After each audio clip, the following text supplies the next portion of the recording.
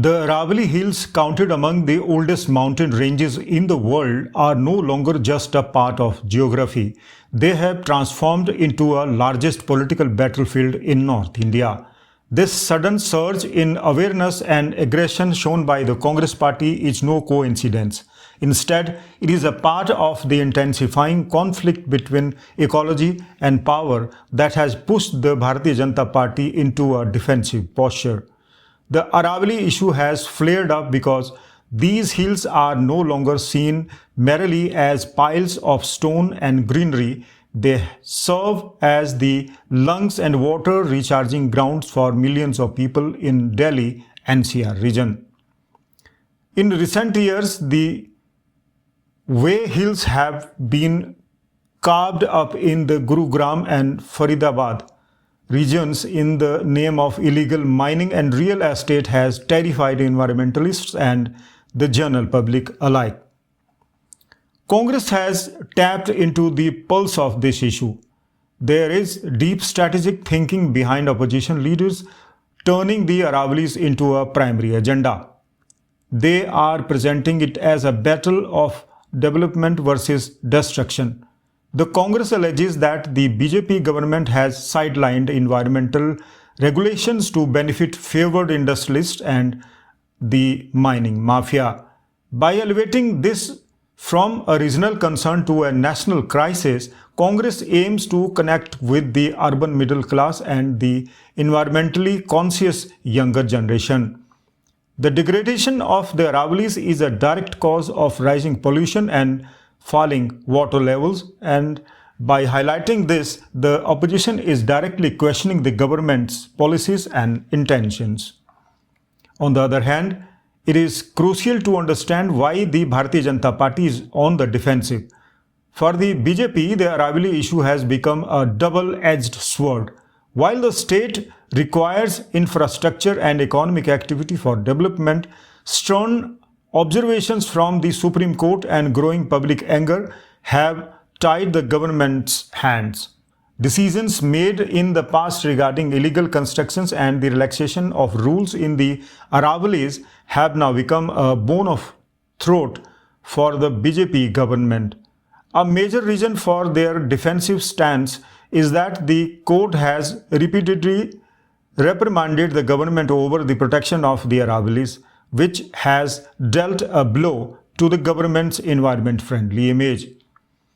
The dispute is no longer limited to politics. The Aravalli issue is actually the result of rapid urbanization that is demanding the sacrifice of the natural resources.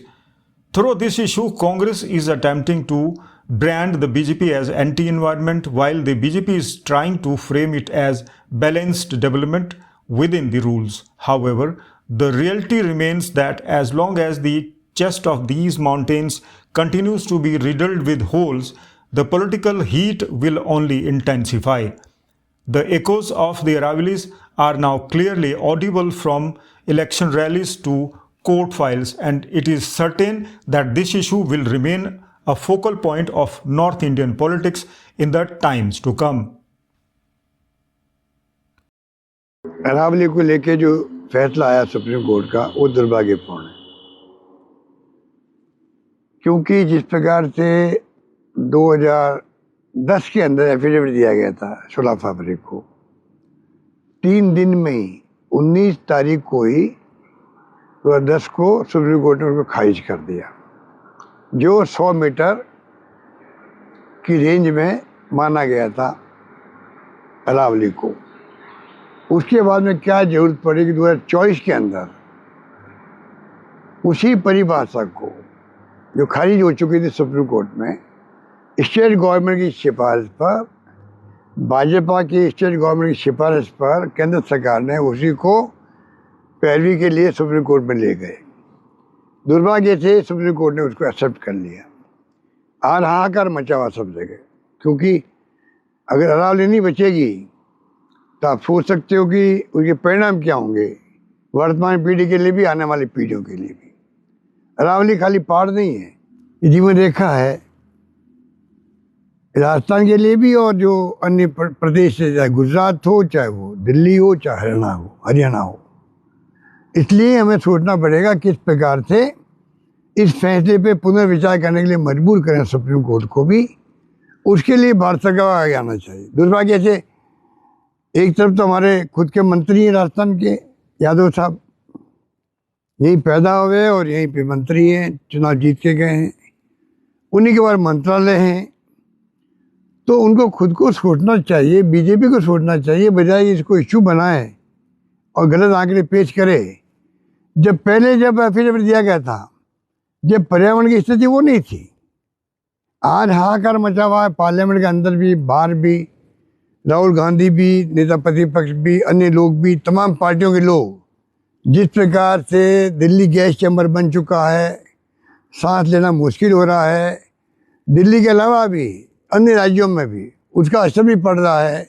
अगर ये पहाड़ियाँ समाप्त हो गई, पता नहीं इस देश में क्या होगा, उत्तर भारत में क्या होगा, कल्पना के बाहर की बातें हैं। ये तो आपको एक्सपर्ट भी राय दे सकते हैं। आज आप सिर्फ सेव और अरावली डीपी बदलने से काम नहीं चलता है, काम चलता है दृढ़ इच्छा शक्ति से, काम चलता है काम करने से। इस तरह से मत बरगलाइए।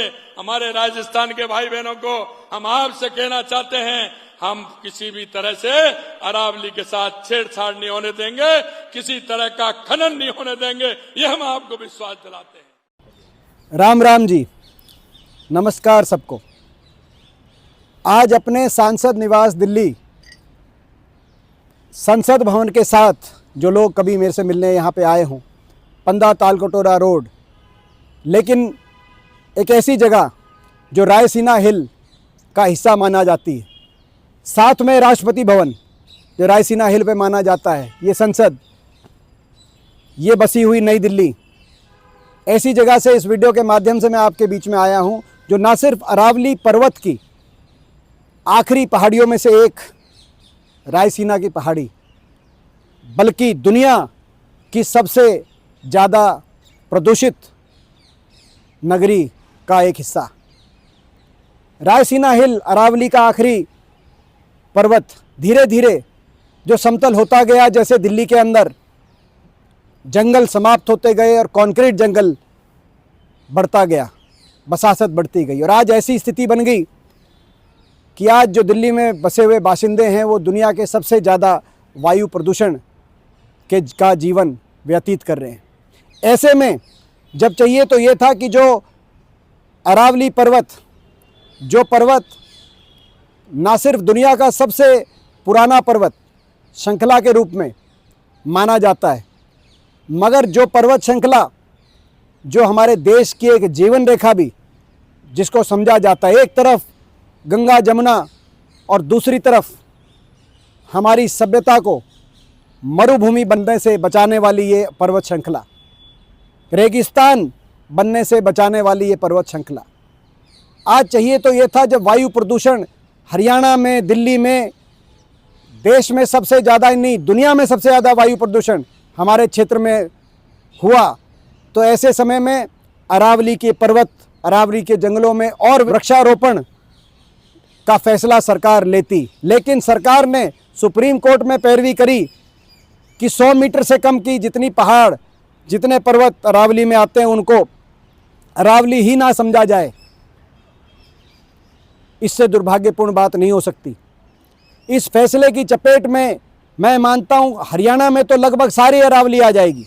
हरियाणा में, दिल्ली में जो बची खुची है सारी अरावली आ जाएगी, और केवल हरियाणा में अरावली ही नहीं, आने वाले समय में शिवालिक जो हमारे पंचकुला, अंबाला, यमुनानगर जिलों में, वो भी 100 मीटर से कम की अगर बात होगी, और ये 100 मीटर कोई समुद्र के स्तर से 100 मीटर नहीं नापा जाएगा, ये जो सबसे नज़दीक समतल जगह जगह मिलेगी वहाँ से 100 मीटर नापा जाएगा। यानी कि गुड़गांव में जो पहाड़ियाँ हैं वो गुड़गांव की जो सिटी सेंटर है वहाँ से नापा जाएगा। तो ये तो मैं समझता हूँ कैसा फैसला जिसने आज देश को आक्रोशित किया है, एक ऐसा फैसला जो स्वीकार्य नहीं है। अरावली में कोई भी रिलैक्सेशन नहीं दिया गया। पहली बात, अरावली भारत के 4 राज्यों में है, दिल्ली, राजस्थान, हरियाणा और गुजरात। टोटल अरावली 39 डिस्ट्रिक्ट्स में। अरावली की पिटीशन 1985 से चल रही है। इस पिटीशन में चलने के बाद अरावली में माइनिंग के स्ट्रिक्ट नियम होने चाहिए, इसके हम भी पूरी तरीके से समर्थन करते हैं। सुप्रीम कोर्ट ने चारों राज्यों को कहा कि अरावली की सेम डेफिनेशन होनी चाहिए। सेम डेफिनेशन में 100 मीटर को, जो कि 1968 का जो जियोलॉजी का स्टडी है रिचर्ड मॉर्फी, उसके कारण है। कुछ यूट्यूब चैनल ने और कुछ लोगों ने एक कंफ्यूजन खड़ा कर दिया कि 100 मीटर का अर्थ होगा टॉप के 100 मीटर। ऐसा नहीं है। उसका जो बेस स्ट्रक्चर है, जो पर्वत का बेस स्ट्रक्चर है, अगर वो जमीन के अंदर भी 20 मीटर है, वहां से लेके 100 मीटर तक प्रोटेक्शन है। तो जो 100 मीटर का प्रोटेक्शन है, जो लोगों ने कंफ्यूजन करा है कि मतलब ऊपर का 100 मीटर है, नीचे खुदाई कर सकेंगे, वो नहीं।